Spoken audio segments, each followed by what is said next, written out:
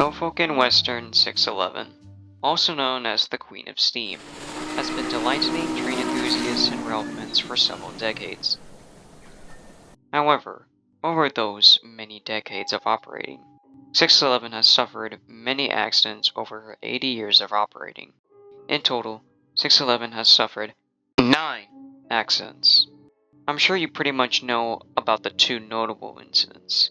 Those 2 being the Cedar train wreck of 1956, also known as the Tug River derailment, and the Great Dismal Swamp incident of 1986. We're not covering those today. We're covering the forgotten incidents in this video, the ones who aren't talked about as much as the other 2. And since it's October and we're all in a bit of a spooky mood, why not make this video, right? Disclaimer, sorry for the lack of info for most of these accidents. There isn't really a lot of info to go off of regarding these particular grade crossing accidents, so anyways, back to the video. So, let us begin. Here is the Forgotten Accidents of N&W 611.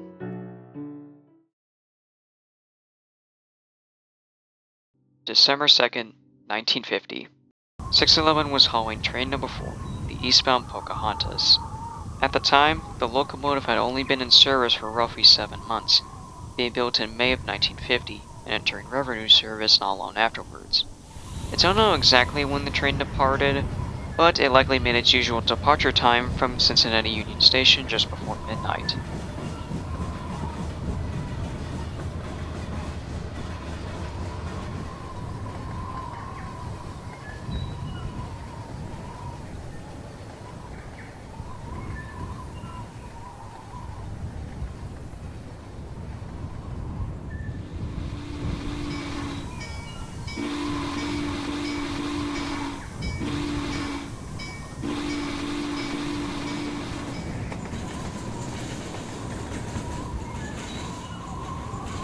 As the train neared the town of Franklin Furnace, Ohio, a Ford automobile, the exact model is unknown, would begin to cross over the railroad crossing outside of town. It's unknown exactly how the events unfolded, but either the car got stuck on the crossing or the driver wasn't paying attention.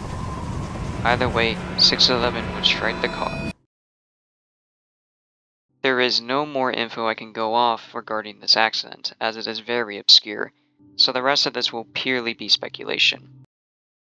But it's likely that 611 wasn't badly damaged, and the train continued on its way to Norfolk, Virginia. After the train arrived in Norfolk, minor repairs would be carried out for 611 and it returned to service not long afterwards. As for the vehicle involved, it was likely destroyed and sent for scrap. As far as I know, nobody died as a result of this particular incident. May 14th, 1952. 611 was hauling train number 3, the westbound Pocahontas. The train likely made its usual departure time at 2:40 p.m. the previous day.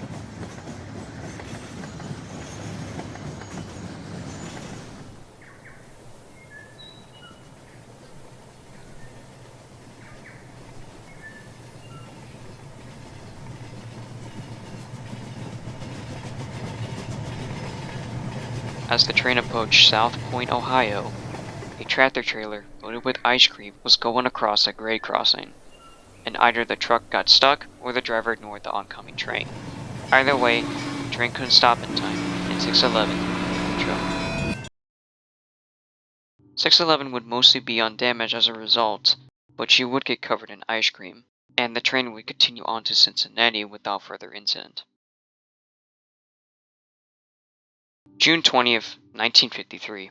611 was hauling the Cavalier. As the train approached the town of Chautauqua, West Virginia, a bakery truck would begin to cross over a grade crossing. Again, either the truck got stuck or the driver ignored all warnings. Regardless, the train couldn't stop in time, and 611 would hit the truck. It's unknown how damaged the vehicle or 611 were in the resulting collision, but it's likely that 611 wasn't too badly damaged in the collision, and likely continued on to its destination without further incident. The truck driver was injured in the accident, but thankfully no one else was injured or killed. As for the fate of the truck, it's unknown what happened to it. June 24th, 1953. only 4 days after the incident in Chattaroy. 611 would be in charge of train number 26, the Powhatan Arrow. The train made its usual departure time from Cincinnati Union Terminal, and all had been going smoothly.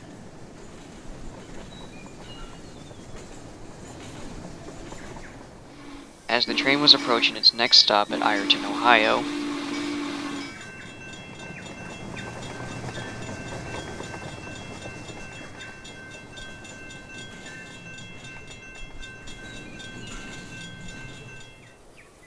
a tractor-trailer was making its way across a grade crossing outside of town, trying to beat the train over the crossing. Unfortunately, the train couldn't stop in time, and 611 would hit the track as it almost made it over. 611 would sustain substantial damage, with the bullet nose being dented, and its front footstep on the fireman's side was crushed inwards. The truck's trailer was ripped open, and the door was almost torn off. Thankfully, no one was injured or killed in the collision, and 611 would be sent for minor repairs not long afterwards. December 7th, 1954. 611 would yet again be hauling train number 26, the Powhatan Arrow. As the train neared McDermott, Ohio, a 1941 Ford sedan would begin to cross over a grade crossing. Either the driver ignored the warnings or the car got stuck. Either way, 611 would strike the vehicle head-on. It's unknown how bad the damage was on the sedan or 611.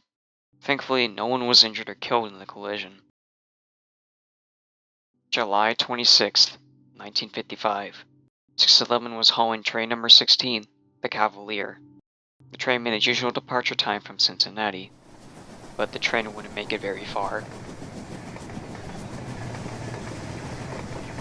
At Canal Ridge Road, a 1952 International truck began crossing over the tracks.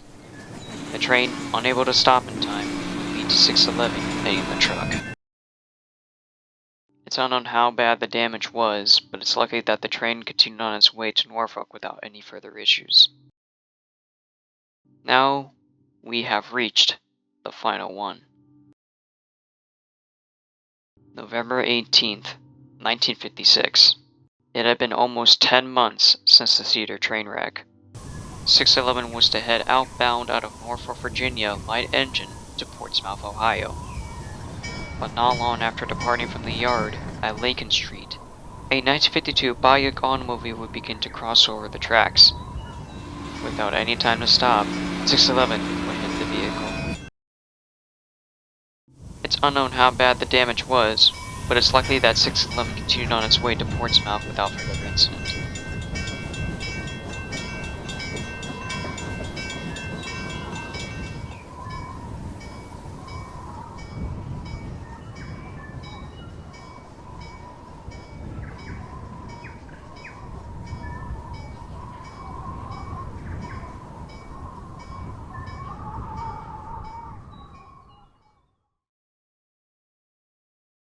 And that's the end of the video. We have covered most of the forgotten wrecks of 611. There is one other sort of forgotten incident that happened when N&W 611 derailed the Strasburg Railroad back in October of 2019, but I felt that it was a bit too minor of an incident to cover in this video, but thought I'd still mention it in this video regardless. Now I want to give some shoutouts to two specific channels that influenced me to make this video.